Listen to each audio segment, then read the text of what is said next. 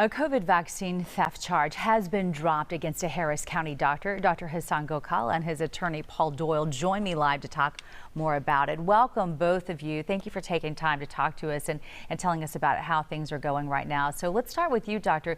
You were charged last December, just to bring everybody up to date. And that was at a time when vaccines weren't as readily available as they are now.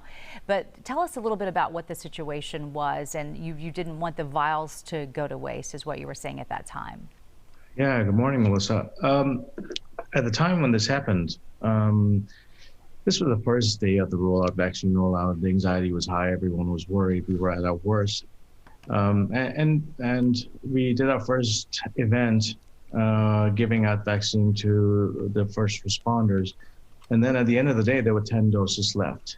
Now, without having anybody else to give it to, having nobody else available to offer it. And at that point, I started calling people that I knew that would fall in the high-risk categories after checking in with my immediate supervisor.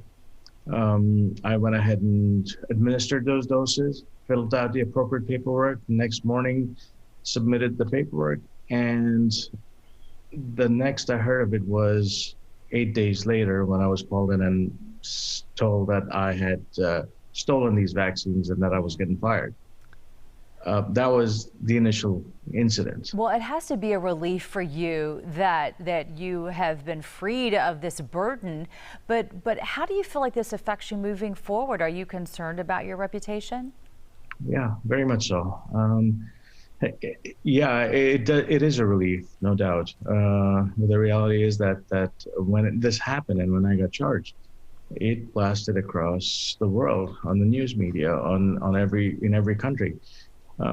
Whenever you see a news story, you often get the initial one, and then later on, you may not follow up on the what happens afterwards, that it was thrown out, et cetera, et cetera.